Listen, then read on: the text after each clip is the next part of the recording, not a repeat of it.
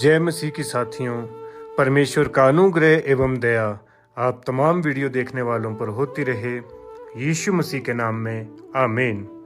साथियों, आज हम बात करेंगे साधु सुंदर सिंह और पंडित विश्वामित्र की, कि पंडित विश्वामित्र जी कौन थे और किस तरह ये बाइबल से, बाइबल के वचन से और यीशु मसीह के साथ जुड़े हुए हैं। क्या ये बाइबल बताती है या नहीं बताती है? साधु सुंदर सिंह जी का पंडित विश्वामित्र जी के साथ क्या संबंध है? इन सभी विषयों पे आज हम चर्चा करेंगे। तो मेरी आपसे विनती है कि आप वीडियो को पूरा देखें, क्योंकि हमारे आज के वीडियो में बाइबल का बहुत ही गहरा रहस्य छिपा है, एक ऐसा सत्य जिससे हम सभी अभी तक बेखबर थे। तो साधु सुंदर सिंह जी के शब्दों में ही मैं आपके सामने से पढ़ता हूँ, जहाँ वे लिखते हैं कि भारत के एक तीर्थ स्थान में इन गुप्त विश्वासियों में से कुछ लोग मुझे एक मंदिर में ले गए। वहां उन्होंने मुझे एक पुरानी हस्तलिखित पुस्तक दिखलाई, यानी कि एक ऐसी पुस्तक जो हाथ से लिखी हो, कलम दवात से लिखी हो।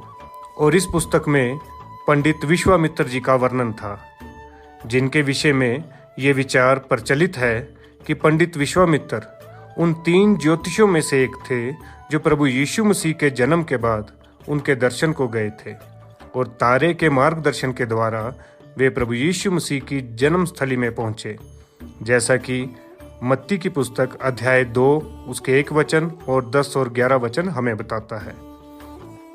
और यीशु मसीह से मिलने के बाद जब विश्वामित्र जी वापस भारत लौट कर आए, तो वापस भारत लौटकर उन्होंने लोगों को ये बताया कि उद्धारकर्ता प्रभु यीशु मसीह, अर्थात जिस प्रजापति का वर्णन हमारे शास्त्रों में है, वे मसीह पृथ्वी पर जन्म ले चुके हैं। जैसा कि आज भी कुछ ऐसे लोग हैं जो ये मानते हैं कि प्रजापति, जिसका वर्णन धर्मशास्त्रों में है, मंत्रों में है, वे उन्हें यीशु मसीह मानने का दावा करते हैं।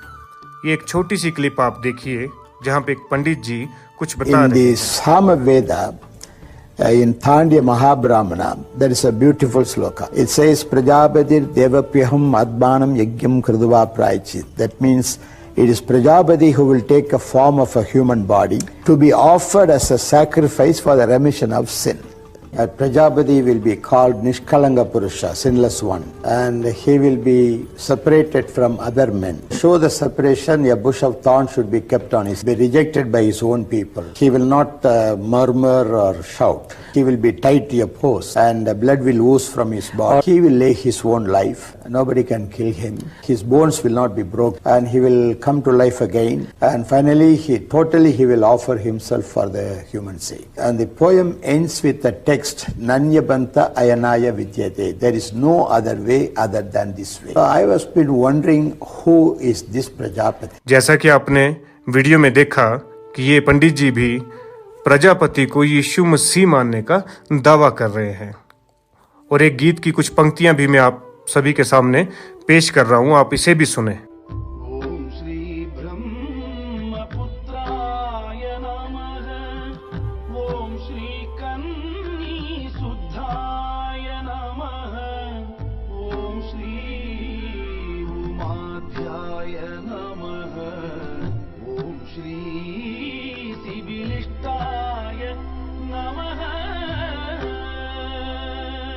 जैसा कि आपने इस वीडियो क्लिप में देखा और इस गीत में देखा, यानी कि कुछ लोग आज भी यीशु मसीह को धर्मशास्त्रों में वर्णित प्रजापति मानते हैं। तो जब पंडित विश्वामित्र जी ने ये बात अन्य लोगों व अपने साथी पंडितों को बताई, तो सभी ने उनकी आलोचना की और उनका मजाक बनाने लगे, क्योंकि उनके विश्वास के अनुसार वो निष्कलंक अवतार, अर्थात निर्मल, निर्दोष और पाप रहित अवतार केवल भारत में ही जन्म ले सकते हैं, कहीं और नहीं। और उसके बाद विश्वामित्र कई वर्षों के बाद दोबारा फिलिस्तीन देश गए। तब यीशु मसीह 31 वर्ष के थे और वे अपनी सेवा और सुसमाचार आरंभ कर चुके थे। पंडित विश्वामित्र जी ने दूसरी बार प्रभु यीशु मसीह से बैठजिया के निकट मुलाकात की और उन्हें साष्टांग दंडवत किया और उनके पैरों का चुंबन लिया। और यीशु मसीह ने प्रेम से अपना हाथ बढ़ाया और पंडित जी को उठाया और उन्हें दुष्ट आत्माओं को दंड देने और चमत्कार करने की सामर्थ्य दी, जैसी उन्होंने अपने अन्य चेलों को, अन्य शिष्यों को दी थी। यीशु मसीह के अनुयायी जो कि यहूदी थे, वे पंडित विश्वामित्र को किसी अलग देश का, किसी भिन्न जाति का पाकर उनसे घृणा करने लगे, उनसे जलने लगे कि ये हमारी तरह नहीं है। और जब पंडित विश्वामित्र जी ने ये देखा कि वे उनके साथ काम नहीं कर सकते, तो उन्होंने उनके साथ संबंध तोड़ दिए और अलग जाके परमेश्वर के वचन का प्रचार करने लगे। ये विश्वामित्र वही भविष्यवक्ता है जो यीशु मसीह के नाम से दुष्ट आत्माओं को निकालता था, जैसा कि वचन हमें बताता है। बाकी चेलों ने उन्हें ऐसा करने से रोकने की बहुत कोशिश की, परंतु हमारे प्रभु यीशु मसीह ने उसे मना कर दिया और अपने चेलों से कहा कि वे उनसे मेल मिलाप से रहें।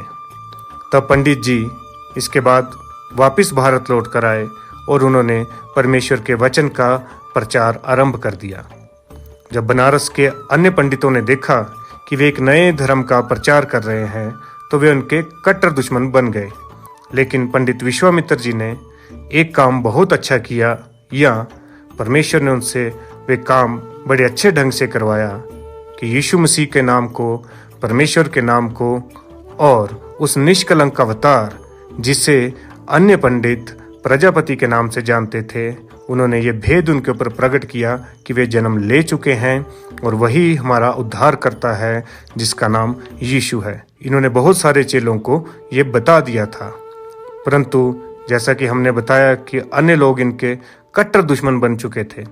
तो एक रात इन्होंने मौका पाकर पंडित विश्वामित्र जी को पकड़ा और उनके हाथ और पैर रस्सी से बांधे और उन्हें नदी में फेंक दिया, और मसीह के सच्चे प्रेमी का शव कभी प्राप्त नहीं हुआ। तब पंडित के शिष्यों ने मसीहत का प्रचार गुप्त रूप से आरंभ किया। ये लगभग उसी समय की बात है जब प्रेरित थोमा यीशु मसीह के स्वर्गारोहण के बाद भारत आए थे। तब विश्वामित्र के जो शिष्य थे वे थोमा के पास जाकर रहने लगे और धीरे धीरे उनकी संख्या बढ़ने लगी। तो दोस्तों, आपको हमारा ये वीडियो कैसा लगा और ये पंडित विश्वामित्र जी कौन हैं, इनका क्या संबंध था साधु सुंदर सिंह जी से, प्रभु यीशु मसीह से या बाइबल के वचन से, आप सभी समझ चुके हैं। तो हमें कमेंट के ज़रिए बताएं। यदि आपके मन में कोई सवाल हो तो आप कमेंट करें, और यदि आपने अभी तक चैनल को सब्सक्राइब नहीं किया है तो कर दें। परमेश्वर आप तमाम वीडियो देखने वालों का भला करे। यीशु मसीह के नाम में आमीन।